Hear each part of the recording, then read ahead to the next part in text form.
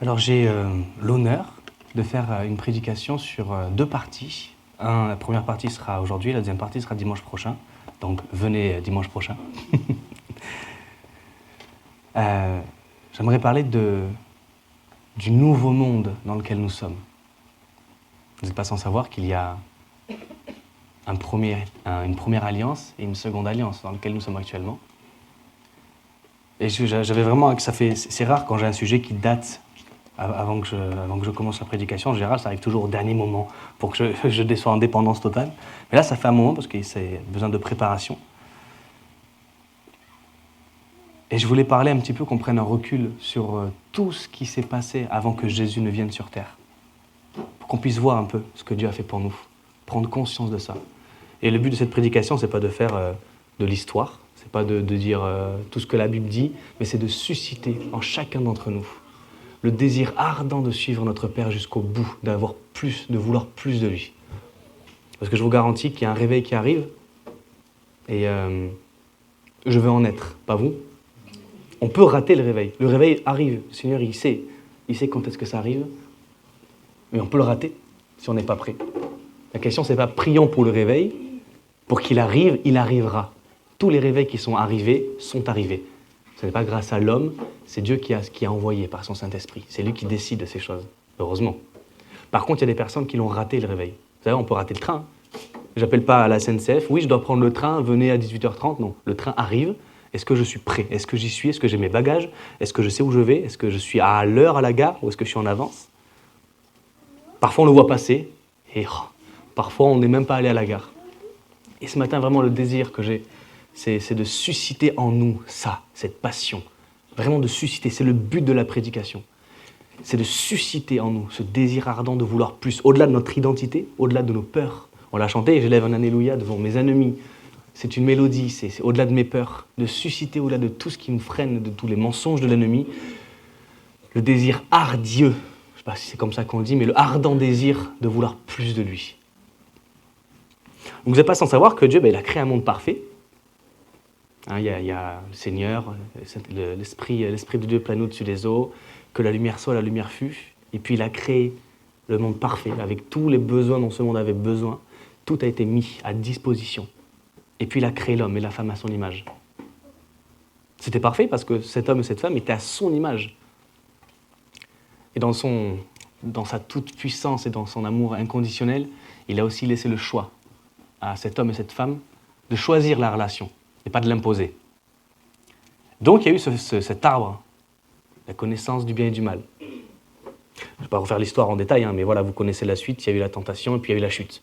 Création parfaite, chute. Ensuite, il y a eu Noé.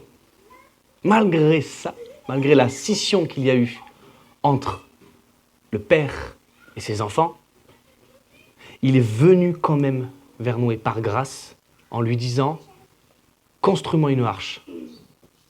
Je vais sauver l'humanité. Je vais tout reprendre à zéro. Je vais nettoyer. » Avec l'eau, on nettoie, n'est-ce pas? Vous avez déjà essayé de nettoyer avec du sable? Bon, ça marche aussi, non? Vous avez déjà essayé de nettoyer avec du plastique? Je ne sais pas, je prends une raclette en plastique et puis on nettoie avec de l'eau. Et après ça, il y a eu la chute quand même. Elle est revenue. Il y avait encore quelque chose à la suite de l'histoire de Noé. Noé lui-même qui se rend ivre et il y a cette nudité, etc. Vous connaissez l'histoire. La chute est quand même là, on la voit. Ça n'a pas fonctionné. Et ensuite, il y a Abraham, notre père de la foi. C'est pas rien. Il a suscité Abraham, il a renommé Abraham pour vraiment le conditionner dans un service très spécial. Il y a eu donc ce déplacement de sa terre, de Ur, vers une destination. Mais même là, il y a eu la chute, elle se ressent encore. Il y a un manque de confiance en Dieu. Abraham livre son épouse à un pharaon. Le Seigneur se révèle d'autant plus en faisant peur à Pharaon, dire « ne la touche pas ». Il dit « pars ». Puis vous connaissez l'histoire aussi. Ensuite, il a dit à Abraham « je te donnerai un fils, une postérité », sachant que Sarah et Abraham étaient vieux et Sarah stérile.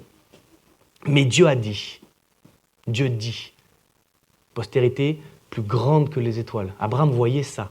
Il voyait les étoiles, sachant qu'à l'époque, c'est pas comme aujourd'hui, il n'y a pas de pollution visuelle à l'époque.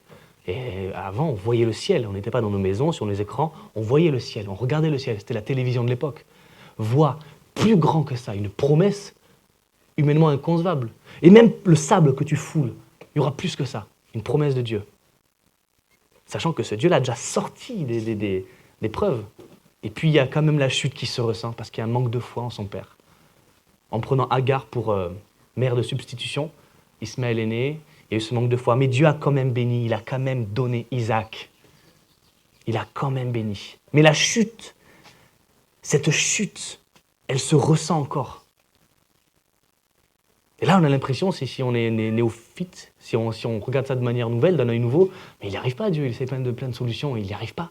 Il fait un monde parfait, c'est pas si parfait, ça ne fonctionne pas. Il recommence à zéro, ça ne fonctionne pas. Il suscite une personne pour en faire sortir un peuple, pour que ce soit représentatif. Et là, on parle du peuple juif, la postérité d'Abraham. Isaac, Jacob, là on arrive à Joseph, le dernier né. Vous savez, c'est les 12 tribus, là, on est à Jacob, c'est les 12 tribus, Joseph et tous les autres. Et Joseph, dans une fougue, le Seigneur lui donne un don d'interprétation de rêve et de vision.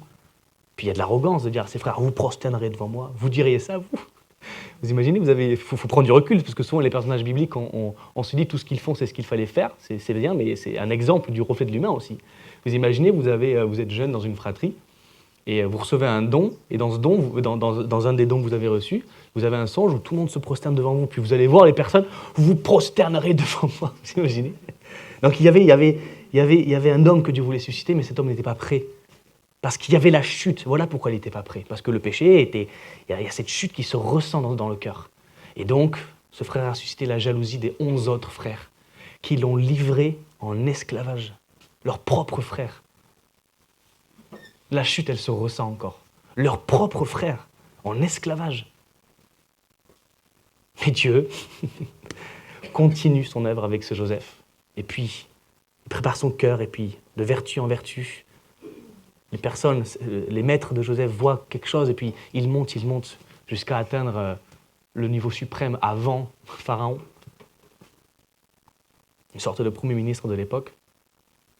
Mais même là, alors qu'il est au plus haut point, ses frères arrivent, parce qu'il y a la disette, souvenez-vous, Joseph a eu ce songe où il y aurait une disette, ce serait une famine complète dans tout l'Égypte, et il a dit ça à Pharaon, et puis du coup ils ont fait d'énormes quantités de réserves, de grains, etc., pour éviter, pour être prêts pour cette famine.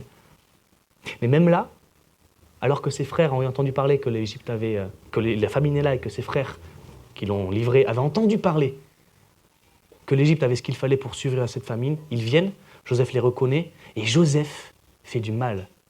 Il prend un objet de la maison de Pharaon pour la mettre dans le sac de ses frères, pour leur faire passer pour des voleurs, pour se venger. La chute, frères et sœurs, elle se ressent encore. C'est pas suffisant, alors que Dieu a fait tout ça. On ressent encore la chute. Et donc, vous connaissez la suite, voilà, le peuple, donc les 12 ont une dette envers l'Égypte de par cet emprunt voilà. Et donc, ensuite, la postérité travaille pour l'Égypte. Et puis, le pharaon change, et là, on est sur un pharaon mauvais qui met le peuple juif, du coup. Là, on parle du peuple juif, à ce moment-là, en esclavage. Mais un esclavage violent, une asservitude, un asservissement. On voit la chute. Et Dieu suscite un enfant miraculé des eaux, alors que les premiers mâles devaient être exécutés, tous les enfants. Il y en a un qui traverse le Nil. Le Nil, c'est pas une rivière, hein. C'est quand même, ça peut être dangereux. Il y a un enfant là qui est récupéré, qui rentre dans la maison même des Égyptiens. Et ce Moïse sait il le sait, qu'il va devoir faire quelque chose de spécial. Et puis il y a cette arrogance. Il tue un Égyptien. Il n'était pas prêt parce que la chute était là. Donc il fuit dans le désert. Et alors qu'il fuit dans le désert et qu'il pense avoir une fougue pour sauver son peuple, il vieillit, il fait sa vie dans le désert. Et un jour, buisson ardent, vous connaissez l'histoire aussi. Enlève tes sandales, tu es sur une terre sainte, etc. Et là Dieu dit, libère mon peuple. Et qu'est-ce qu'il dit Moïse? Oui, je le savais que c'était moi, j'en étais sûr. Non, je ne peux pas, je peux pas. Vous savez comment c'était avec Moïse? J'ai la langue embarrassée. Le Seigneur avait préparé, et là on commence à comprendre comment Dieu fonctionne, qu'il utilise des moyens faibles pour se glorifier. Le Seigneur a pris son serviteur, vieux, mais vieux, pas jeune fougueux, pas dans la trentaine ou même une cinquantaine en bonne santé, un vieux bègue qui sort du désert. On pourrait peut-être imaginer qu'il ne marche pas très droit, je ne sais pas, mais bon, ce serait surinterprété, mais peu importe. Mais ce n'était pas quelqu'un de prêt aux yeux des hommes. Même lui ne se disait pas prêt. Et Dieu a dit, t'inquiète pas. Il a quand même pris la grâce de prendre un interprète, son Aaron. C'est ça, c'est Aaron, oui. Et puis, il y a la libération. Les plaies, etc. Il y a la libération. Le peuple est libre. La Pâque. On en a parlé, ça j'en ai parlé. La Pâque. L'image des choses à venir. La Pâque. Et ce peuple, qu'est-ce qu'il fait? Eh bien, ça devient un peuple parfait du Seigneur. Non, la chute se fait encore ressentir. Même après ça, la chute, elle se fait ressentir. On se pose la question, mais pourquoi il fait tout ça, Dieu? Pourquoi il fait tout ça? Pourquoi pas on arrête tout? Ou alors on recommence tout et on met des robots? Eh non. S'il fait tout ça, c'est qu'il y a une raison bien particulière. Donc Moïse, il y a la loi, il y a la chute. Il y a les lois pour guider. Tout était sur le mérite. Je suis Dieu. La chute vous a séparés de moi, mais je vous choisis peuple. Par contre, pour pouvoir être en relation avec moi, voici les exigences. Voici les seules choses qu'il faut faire, toutes les choses qu'il faut faire pour pouvoir demeurer dans ma présence. Pas que je me croie au-dessus, mais je suis au-dessus par ma sainteté. Dieu est humble, il est à sa place.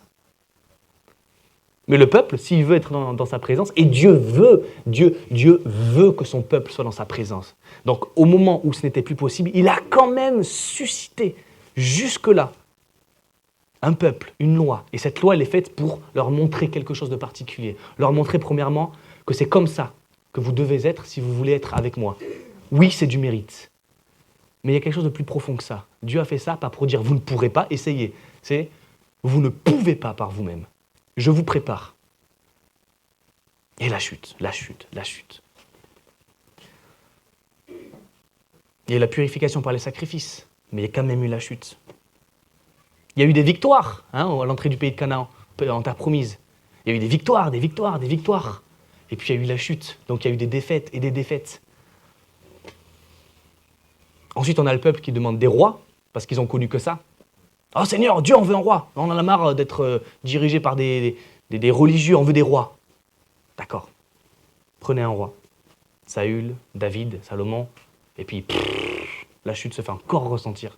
Mais c'est toujours de plus en plus fort. Pourquoi? Parce qu'il y a de plus en plus de personnes. La chute se fait ressentir. Et ensuite, qu'est-ce qu'on a? Qu'est-ce qu'on pourrait, à la place de Dieu, qu'est-ce qu'on pourrait imaginer d'autre? J'ai fait un monde parfait, avec le choix, donc ils n'ont pas choisi, mais c'était parfait. J'ai tout recommencé. J'ai suscité un peuple. Je leur ai donné une loi pour qu'ils puissent savoir comment faire. Et ensuite, ça n'a pas marché. Donc j'ai donné des rois, avec ces rois-là, des prophètes pour avertir des temps. Ça n'a pas marché. Qu'est-ce qu'il a fait, le Seigneur? Il a envoyé les juges. Des personnes douées de capacités, enfin je pense à Samson, ou d'autres capacités. Il y a eu le combat des 300, toutes ces choses. Je vais envoyer tout ça pour libérer mon peuple. Ça a marché? Non, ça n'a pas marché. La chute se fait encore ressentir. Encore et toujours. Et ensuite, on sait ce qui s'est passé vers la fin. On a le peuple d'Israël qui pêche encore contre son Dieu, qui font venir des étrangers pour adorer Baal, pour adorer toutes sortes de divinités prostituées. Le peuple s'est prostitué à Dieu, contre Dieu, malgré tout ce qu'il avait fait. Vous imaginez, je ne parle pas de 1 an, quelques jours, ce sont des millénaires. Ça a duré des milliers d'années. Vous imaginez à la place de Dieu la patience pour aller au-dessus, aller de plus en plus loin pour nous. Mais la chute, elle se fait encore ressentir. Et puis, il y a parfois certaines générations qui n'en peuvent plus de leur exil, d'être loin de chez eux. Et qu'à cause de ce chaos dans leur vie, se repentent en masse. Et avec cette repentance, qu'est-ce qu'il fait le Seigneur? Il délivre. Parce qu'il a un peuple, selon son cœur, qui reconnaît les torts et qui crie à un sauveur, Voilà pourquoi toute la loi elle a été faite. Pour qu'on puisse voir qu'on ne peut pas et puis qu'on puisse crier à un sauveur. Mon cœur crie à un sauveur. Même aujourd'hui, né de nouveau, je crie à mon Dieu pour qu'il puisse m'élever pour sa gloire, pour qu'il puisse m'élever pour que son royaume avance, même né de nouveau. Imaginez à l'époque, sans être sans être, encore étant soumis au péché, comment le peuple était dans le chaos. Et en plus dans un exil où ils vivaient la mort, ils ne pouvaient pas être ce qu'ils sont, ils ne pouvaient pas être eux-mêmes.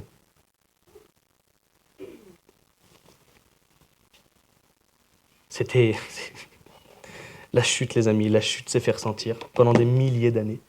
Qu'est-ce que Dieu a fait? Toujours au-delà, toujours au-delà. Il n'a jamais abandonné son peuple.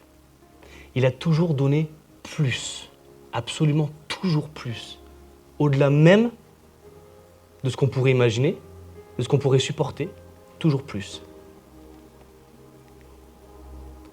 En Éden, il n'y avait ni haine ni problème, ni peine ni gêne, juste une vie sereine et saine. L'homme était droit, mais a cherché des détours en effet. Il a dévoré ce fruit pour surpasser celui qui est. Pourquoi Dieu ne reprend-il pas tout à zéro? Il l'a fait. À cette époque, par le péché, tous étaient noués. À part la famille de Noé, tous étaient noyés. Malgré ce fait, le fait est que les hommes ont refait des méfaits.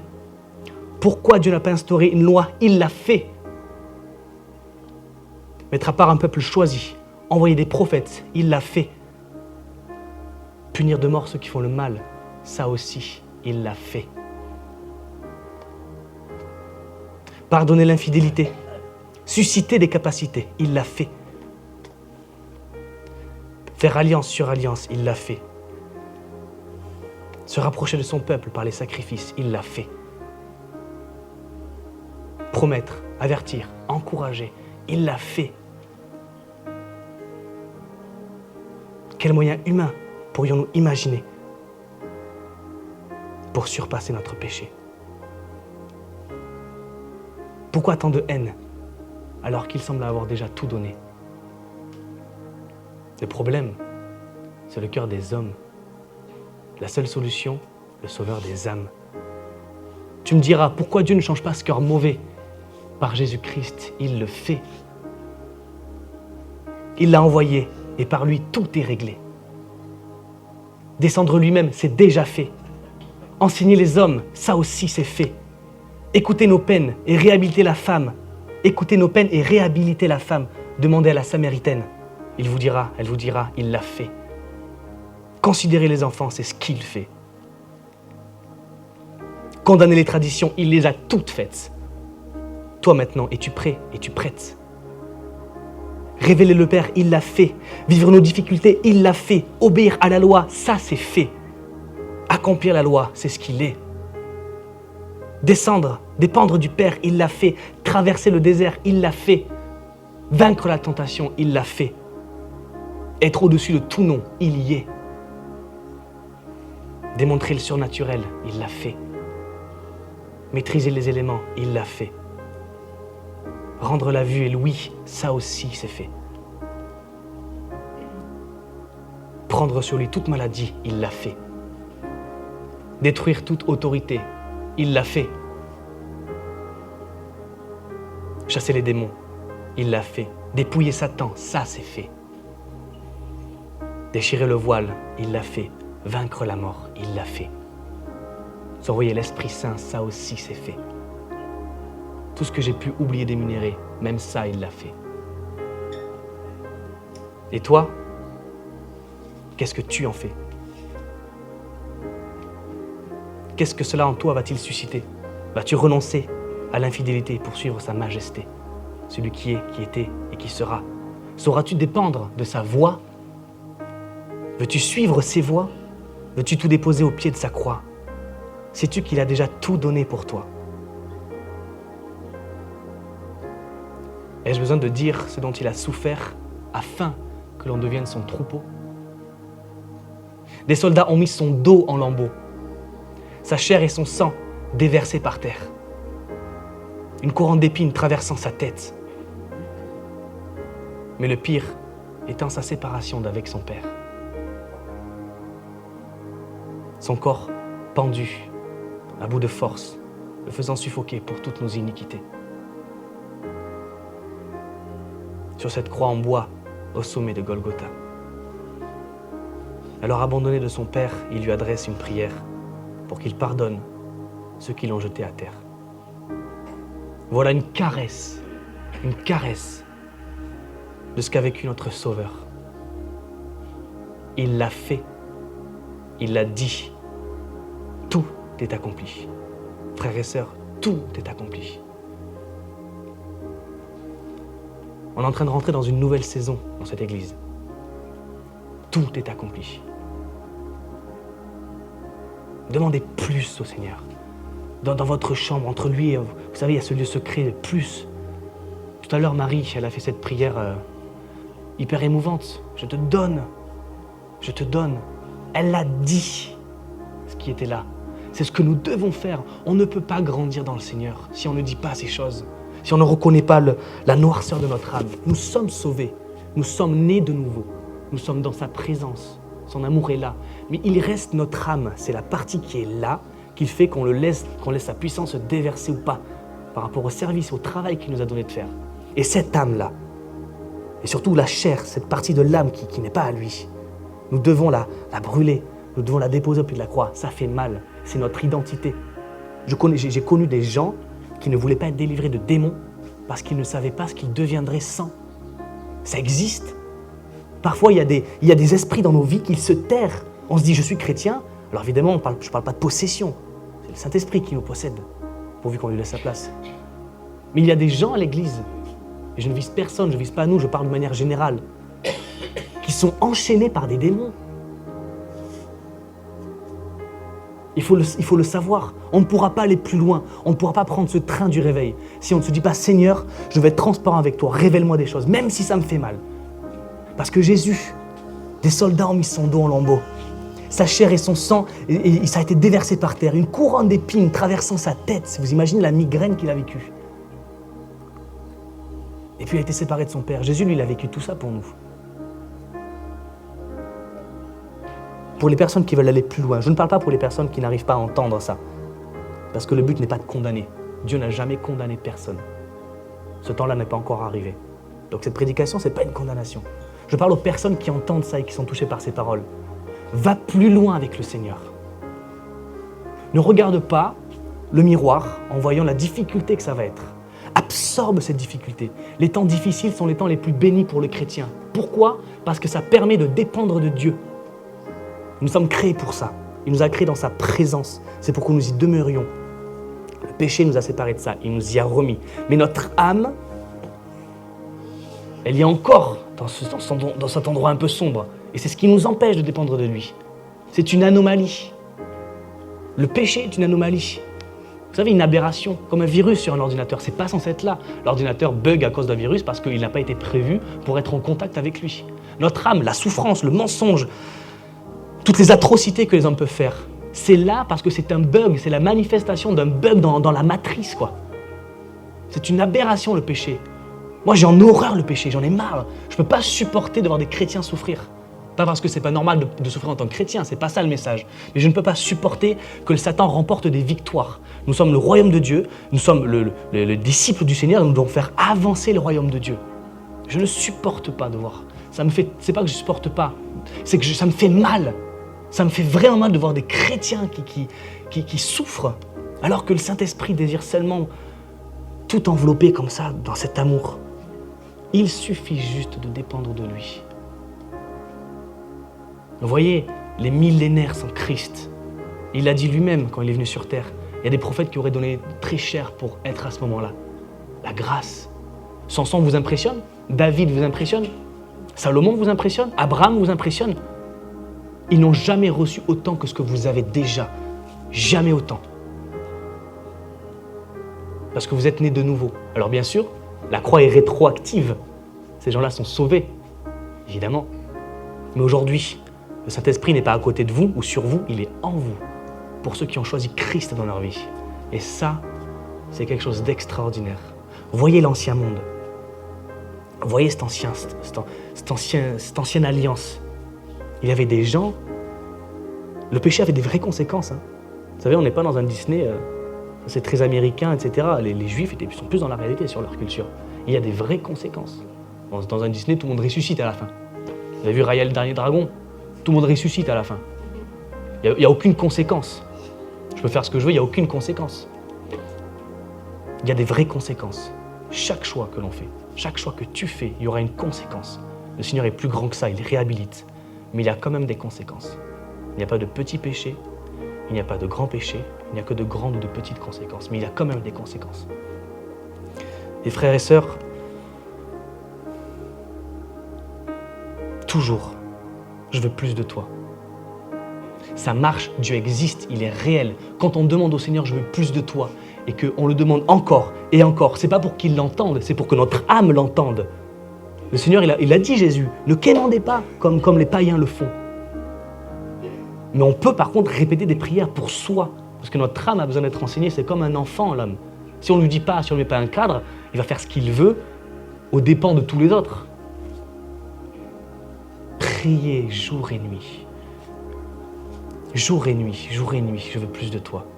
Pas besoin d'aller chercher des mystères dans notre passé ou des versets magiques dans l'Ancien Testament, vous savez, dans les profondeurs et tréfonds de l'Ancien Testament, qu'on n'arrive pas à mettre dans le contexte. On croit, c'est ça. Non, demandez un seul truc. Il n'y a qu'une seule chose, c'est très simple. Père, je veux que tu sois en premier dans ma vie. Et ça fera toute la différence. C'est lui qui vous amènera à aller chercher des réponses dans votre passé. C'est lui qui vous dira de dire pardon à cette personne. Et il vous donnera la force. Si on met le Père en premier, tout se passera bien. Je vous l'assure. Je mettrai ma vie en jeu pour ça, pour vous. Tout se passera bien si on met le Père en premier. Tout se passera bien. Ça sera difficile, ça fera mal à cause de notre chair. Mais tout se passera bien. Ayez l'assurance ce matin que tout se passera bien. Difficulté au travail, tout se passera bien. Ça va être difficile, très certainement. Mais avec Dieu, tout se passera bien. Difficulté dans la famille, c'est difficile. Parfois, c'est nos enfants, frères, pères, mères, sœurs, on les aime. On souffre pour eux parce qu'on ne peut pas être à leur place. Avec Dieu, tout se passera bien. Il réhabilitera votre âme, vous mettant en votre place. Tu n'es pas responsable de ça. Mais tu sais que tu aimes. Il vous remettra à votre place. C'est très simple avec le Seigneur. La seule difficulté face à la grâce, c'est notre humanité qui complexifie tout. Pourquoi ? Parce qu'inconsciemment, on ne veut pas se sentir méritant de la grâce. Parce que nous ne le sommes pas. Mais c'est comme ça la grâce. Faveur imméritée. Père, première place. Il y a un seul truc ce matin que je voulais vous mettre dans le cœur, c'est ça. Mettez le Père à la première place. Et si émotionnellement, vous n'êtes pas aligné avec ça, mais que vous savez que dans votre tête, vous le voulez, mettez de côté l'émotionnel. C'est pas grave. Le Seigneur nous a fait émotionnels. Moi, j'ai prié au Seigneur, j'ai vécu une situation difficile et j'ai dit au Seigneur, je vais être investi émotionnellement plus avec toi que cette situation qui me pèse là. Et le Seigneur, vous savez ce qu'il a fait ? En quelques semaines, il a répondu à ça. En quelques semaines, j'avais jamais prié ça. Parce que je ne savais pas que j'avais besoin de ça. Je mettais toujours l'émotionnel de côté. Je me dis, si c'est émotionnel, non, mais on est fait corps, âme, esprit, l'émotion. Mais si émotionnellement, on se dit pas, je vais avoir du mal, mets ça de côté, juste intellectualise la prière et le Seigneur le fera. Mettre Dieu en premier, c'est être sur le bon chemin. La route est longue parfois, parce qu'on est parti en arrière très loin. Il y a des conséquences. C'est comme les addictions. Il y a des conséquences. Plus on commence tôt et plus on tarde avant de vouloir se faire traiter, plus ce sera difficile. Et moins on croira qu'on aura la force d'arrêter vraiment. Mais mets-toi sous tutelle spirituelle de Dieu. Ne réfléchis plus et fais-lui confiance. Il te fera réfléchir de la bonne manière. Tu seras autonome.